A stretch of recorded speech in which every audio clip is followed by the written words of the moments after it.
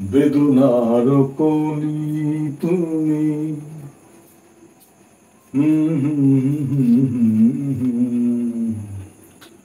আর আমার এয়ারপ্লেন দেখো, হাউ মানে কিভাবে, হাউ লং মানে কতক্ষণ, হাউ ফার মানে কত দূর, হাউ অফেন মানে কতবার, হাউ ফাস্ট মানে কত দ্রুত, হাউ ওল্ড মানে কত বছর, হাউ মেনি কতগুলো, হাউ মাচ কতটুকু, হাউ মেনি টাইম কতবার। এইগুলো দিয়ে বাক্য কিভাবে তৈরি করবো, তাই না?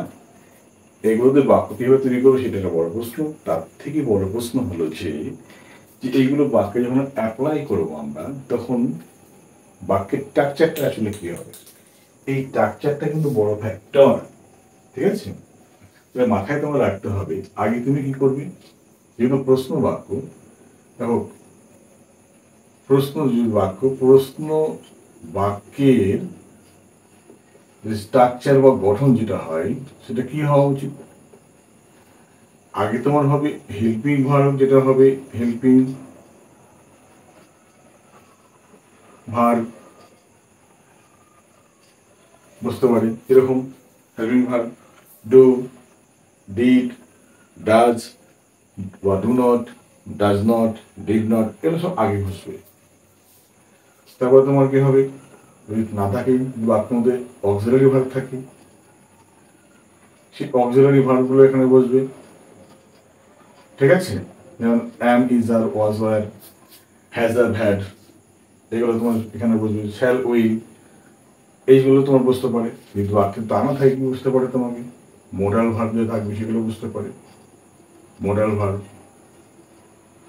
তারা কি বুঝতে না থাকলে কি বুঝতে পারে, বি ভার্ব, এগুলো সব আগে বসে যাবে। ওকে, এরপরে তোমার কি বসবে, এরপরে সাবজেক্টটা এখানে বসবে। তারপরে আসবে মূল ভার্ব, যেটা থাকবে মূল ভার্ব, এবং তার যা শর্ত থাকবে সেগুলো মানতে হবে। যদি অ্যামিজার ব্যবহার করে, মূল ভার্ব ব্যবহার করতে আইএনজি করতে হবে। ইজি কামিং, তারপরে কামের সঙ্গে ইজি ব্যবহার করেছি কন্টিনিউয়াস টেন্স, তাহলে তোমাকে আইএনজি যুক্ত করতে হবে সাথে, তো না, তাই কামিং লিখতে হবে। তারপরে তোমার কি, যদি কর্ম বা অবজেক্ট থাকে তাহলে তুমি লিখবে, বা বাকি যা থাকবে লিখলে, লাস্টে কি হবে, জিজ্ঞাসা চিহ্ন। এইবার প্রশ্ন হলো, এর আগে এইগুলো সব বসবে, ঠিক আছে? এর আগে এইগুলো সব বসবে। তাহলে এইগুলো ব্যবহার করব। তারপরে তোমার মোডাল ভার্ব বা হেল্পিং ভার্ব বা অক্সিলারি ভার্ব বা যা হোক, সাবজেক্টের আগে বসবে। মাথায় রাখতে হবে সাবজেক্টের আগে বসাতে হবে। ভুল করে কিন্তু অন্য কোথাও বসালে কিন্তু প্রশ্ন বাক্য মানে হবে না। তার সাবজেক্ট, তারপরে মূল ভার্ব, তার শর্ত যা হবে বসে, তার অবজেক্ট যা হোক, যদি থাকে লিখবো, না থাকে লিখবো না। বাকি অংশ কিছু যদি থাকে সেটা অবশ্যই করবে, বাক্যের উদ্দেশ্য মনের ক্ষেত্রে যা দরকার করবে। তারপরে একটা জিজ্ঞাসা চিহ্ন বসাতে হবে। আমরা একটা করে উদাহরণ দেখি আর শিখে নিই কিভাবে। সে কিভাবে অঙ্ক করে, সে অঙ্ক করে তো কি হবে, দেখো হি সলভ ম্যাথ। এবং বলেছে এই সলভ ম্যাথ যখন প্রশ্ন বাক্য তৈরি করবো, যেহেতু এস আছে তাহলে কি দিয়ে করতে হবে, ডাজ দিয়ে করতে হবে আমাদেরকে। তাহলে ডাজ হি সলভ ম্যাথ, প্রশ্ন তো তৈরি হয়ে গেল, গঠন স্ট্রাকচার। এই দেখো এটা হেল্পিং ভার্ব আগে চলে এসছে, জিজ্ঞাসা চিহ্ন বসিয়ে দিলাম। এইবার আগে লিখে দাও how does he solve math, ঠিক আছে? এটা মূল রুটের বাক্য, সেখান থেকে আমরা এখানে ফিরে এলাম। তাহলে how does he solve math, কিভাবে সে অঙ্ক করে, ঠিক আছে? আবার তোমার প্রশ্ন হলো, তুমি সে কতক্ষণ অঙ্ক করে, সে কতক্ষণ অঙ্ক করে, এখানে ডাজটা এখানে, হ্যাঁ, সে বলো সে কতক্ষণ অঙ্ক করে, তাহলে দেখবো how long does he solve math, কতক্ষণ সে অঙ্ক করে, কতবার অঙ্ক করে, তুমি দেখো বসিয়ে নিচ্ছে একটা করে শব্দ, মানে কিন্তু পাল্টে যাচ্ছে। How often, how often does he solve math, কত বড় অঙ্ক করে, দেখছো? আর বললাম কত বছর সঙ্গে করে, how old, how old does he solve math, কত বছর সঙ্গে করে। ঠিক আছে, এই দেখো তুমি এইখানে ওর কতগুলো অঙ্ক করে,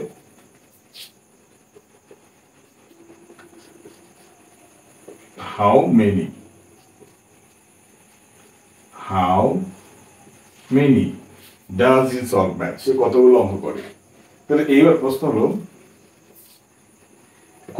হাউ মাস বলতে পারবো না, এই কারণে যেহেতু অঙ্ক গোনা যায় 1 2 3 4 করে গোনা যায়, যা গোনা যায় তার ক্ষেত্রে কিন্তু আমরা মেনি ব্যবহার করি, যা গোনা যায় না, যা কিন্তু তল পদার্থ সেক্ষেত্রে বা গ্যাসীয় পদার্থ যা গোনা কাউন্টেবল নয়, আনকাউন্টেবল, তো সেক্ষেত্রে কিন্তু মাস ব্যবহার করতে হয়।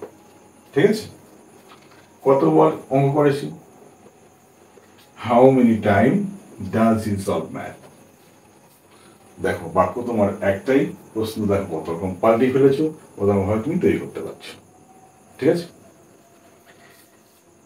এইবার দেখো এই বাক্যটাকে আরেকটা অন্যরকম ভাবে দেখি, অন্য একটা উদাহরণ নিই।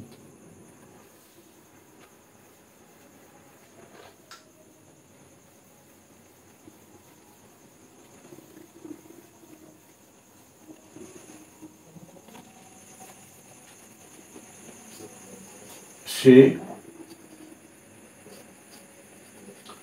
কলকাতায়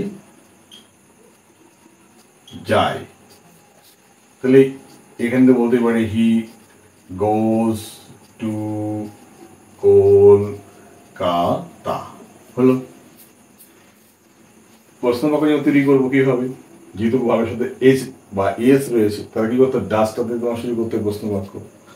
তাহলে এখানে করলাম ডাক, ডাক আমরা করেছিল একবার, ডাক ডাক করবো না, সে কলকাতায় যাচ্ছে।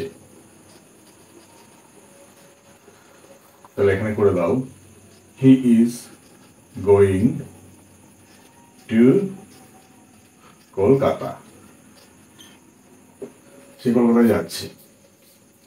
প্রশ্ন করো সে কি কলকাতায় যাচ্ছে, কোনো কাজ নেই, ইজ টাকাকে চেঞ্জ করে দাও ঘরটাকে, তাহলে is he going to Kolkata, প্রশ্ন বাক্য। প্রশ্ন বাক্য তোমার তৈরি হয়ে গেছে, ইজটা আগে নিয়ে এসেছি, সাবজেক্টটাকে পরে বসিয়ে দিয়েছি, প্রশ্ন বাক্য তৈরি হয়ে গেছে। এবার তুমি এই সামনে তুমি বসিয়ে দাও এইগুলো, হাউ, যেই তুমি হাউ বসিয়ে দিলে দেখো সঙ্গে সঙ্গে তোমার মাইন্ডটা পাল্টে গেছে। How is he going to Kolkata, কিভাবে সে কলকাতায় যাচ্ছে।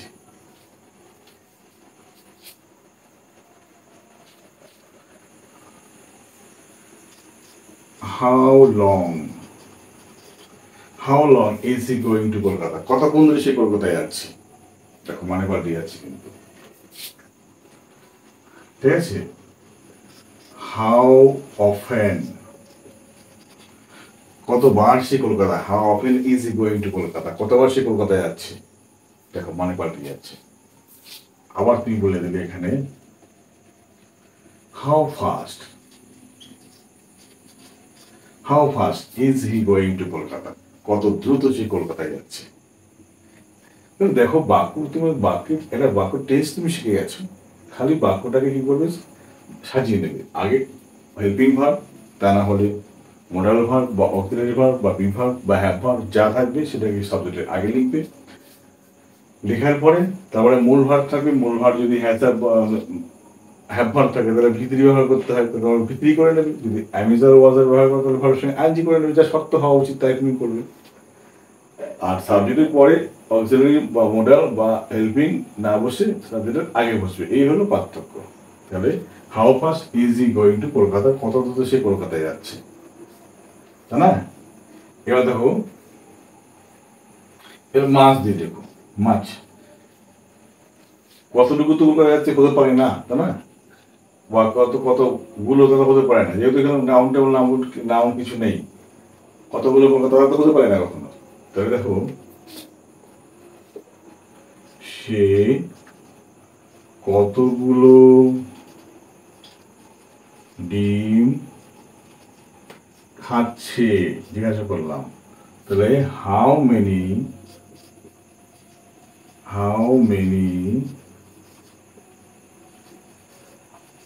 eggs is he eating?